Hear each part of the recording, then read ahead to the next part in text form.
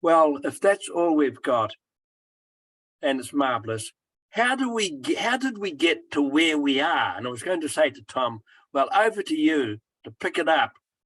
Well, how we got to where we are is that every story that we have tends to be reinterpreted in each generation, and sometimes it's reinterpreted for the better, Yeah. and sometimes it's reinterpreted for the worst.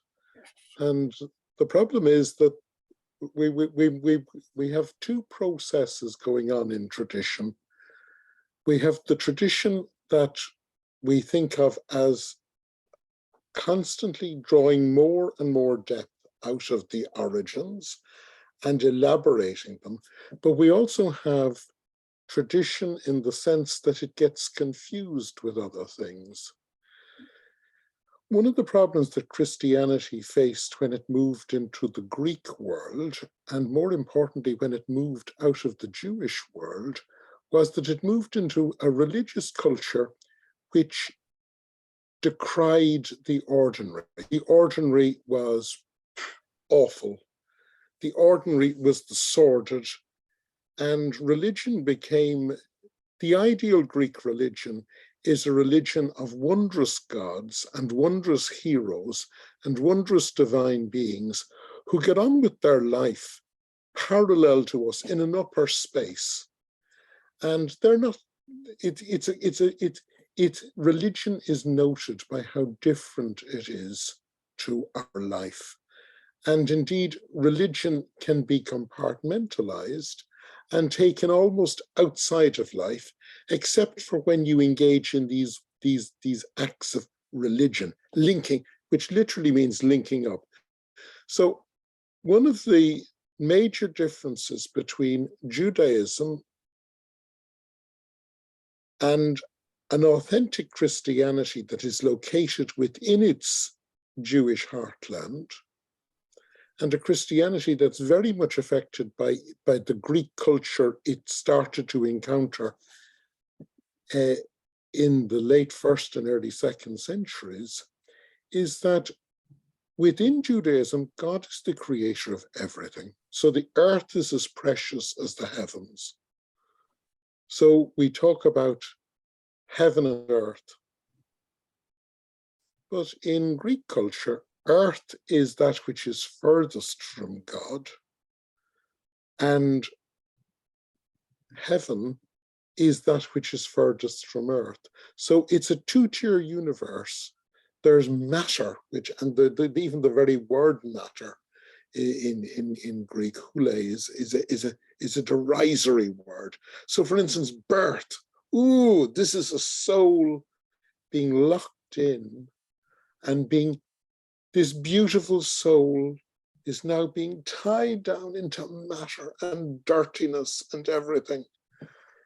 And religion is escaping. It's escape from matter, escape from limitation, and escape into this wondrous world where wondrous things happen. And now you start seeing, we've actually seen a little bit of it in some of the folk tales that survive in the Gospels, whereby Jesus it's emphasizing how different Jesus is. And then it's not surprising that by the middle of the second century, not only is Jesus's birth being perceived as utterly miraculous, we know the stories from Luke and Matthew, but in the middle of the second century, there is a story which knows that story and indeed uses those two stories of Matthew and Luke and tries to combine them, because Kieran pointed out how different they are. But of course, religion encourages people to think in a muddled way. And so we don't have mystery, we have mix-up. And this text from the second century, it was given a title called the Proto-Evangelium of James. It's not the title it gives itself, that's a title from the 16th century. And it tries to muddle the story of Matthew and Luke, but it turns Jesus's birth into a totally miraculous event. because you can't really have Jesus entering into the sheer muckiness and the sheer reality of an ordinary human birth. And then, of course, if you're going to have a miraculous birth, you then have to have a miraculous mother, because you can't have an ordinary mother, all that muckiness, that blood, that filth, that groundedness, unless Mary is going to be somehow, and to use that phrase, alone of all the human race, a phrase that will echo down the centuries and is still very much in the Catholic psyche. So, for instance, she doesn't have normal parents.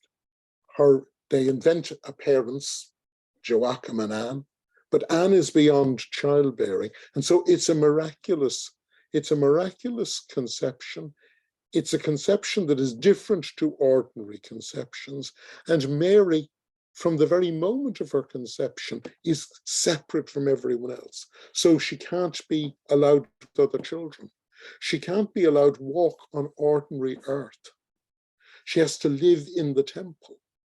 Now, that's the key. She, at the age of a couple of years old, when she's 3, she's presented to the temple, and she lives in the depths of the temple with the priests, and her feet must never touch the ground. She's carried around. She must not even touch the earth. And so she is completely separate. Now, there's an interesting clue. The Holy of Holies could be entered once a year by the high priest. Only the priest could enter the sanctuary of the temple. That's where the daily sacrifices took place. Only Jewish men could go into the courtyard that surrounded it. Then there was the courtyard of the women, and then there was the courtyard of the Gentiles. Now, anyone who had any experience of Judaism knew those 4 stages, because but already when this text is written, it's probably written around 150. Christianity has so lost contact with its Jewish roots that it's able to think up they don't even read the Gospels carefully, where Jesus only gets as far as the courtyard of the temple. Jesus just isn't a Jew. He's a Jewish layman. He's not a priest. He doesn't ever get into where. So, but now suddenly Mary is more holy than the Old Testament priesthood. And they've invented this completely mythic history for her. And the reason they've invented this mythic history is the sensibility of that culture was that Mary had to be completely other. So, in a sense, you have the dynamic of the Gospels, which is trying to show that God comes among us. And you have a dynamic in the tradition that wants to make Mary not one of us, but this semi-divine figure. And then there's a parallel reality happens to Jesus. Jesus stops being one of us and becomes this wondrous figure. So the overemphasis on Mary as other and the overemphasis on Jesus as the divine, who almost just dresses up as a human being, and all these confused ideas about Jesus that we see in the first 3 or 4 centuries, these are parallel developments. Mary becomes not an ordinary woman, but someone completely other. And Jesus doesn't become really human. He just puts on a sort of a mask. He appears as human. If you remember in Star Trek, when they would land on planets, they would sometimes meet beings who took on a shape merely so they could talk to Captain Kirk and Mr. Spock. And that's the way a lot of early Christians thought about Jesus. His humanity was merely, and you hear phrases like, it was a vehicle of his divinity.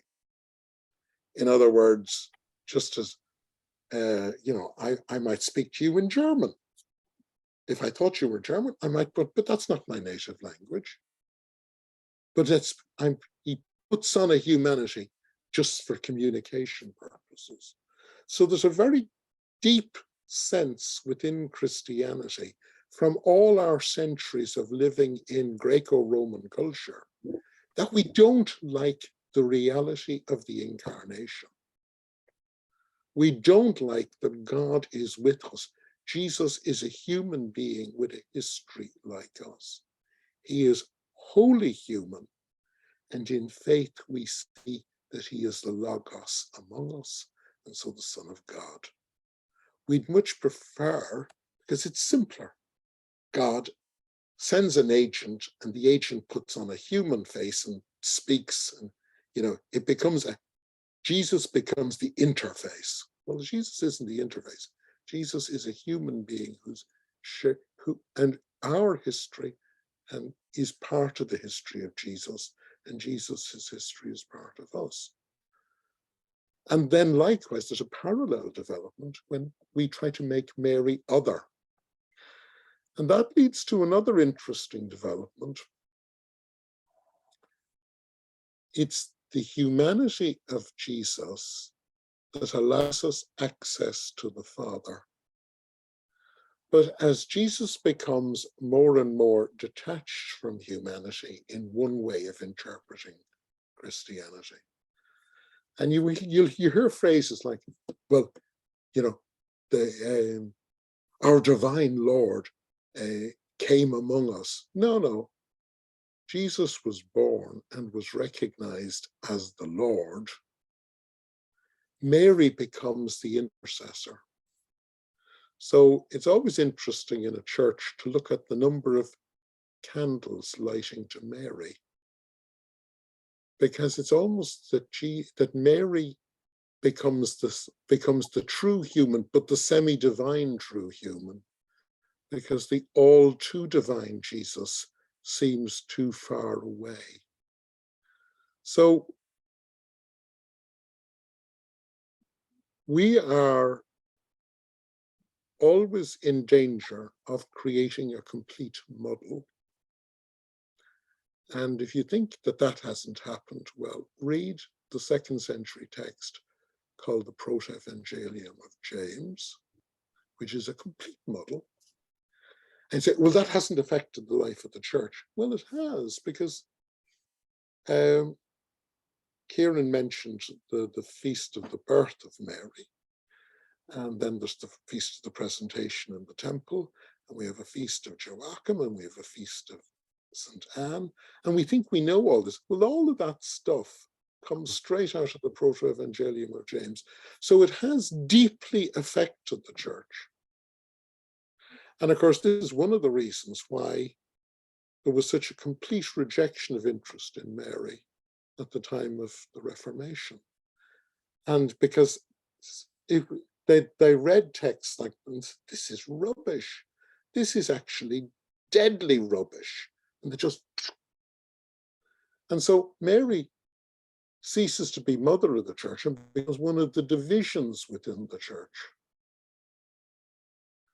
And so we have another problem as Catholics, and this is very specifically as Catholics, that because of our failure to sort out our muddle, we've often gone into, well, you're anti-Mary, we're pro-Mary, and Mary now becomes one of the great divisors among Western Christians. So there is a tendency among Catholics to, finish every sermon with a lovely little reference to Mary. Read any papal document, the Pope ends with a little thing, and now we place all of these things in front of Mary. But let's not forget that there is a very dark side to our memory of Mary. there's the dark side of images of Mary that are actually not, and that are actually anti-human and anti-creation and anti-earthly and our groundedness. I'm not a spirit in a body. I am a human being whose body, soul, spirit, imagination, but I'm also someone who can rejoice in the creation when I have a fine meal. I'm aware of the needs of the creation because I have to care for the hungry and all of these. And so we can create this semi-divine Mary. And in creating a semi-divine Mary, we usually end up with a very false vision of Jesus and also a vision of religion where religion becomes the other.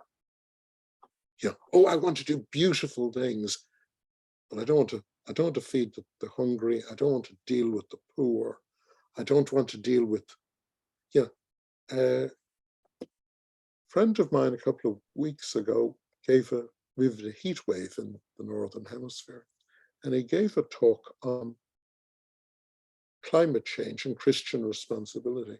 And people came up to him and said, we didn't come here to learn about science. We came here to learn about the spirit. Now that, of course, is a division between the other, the nice things, and the reality of climate change and the earthly.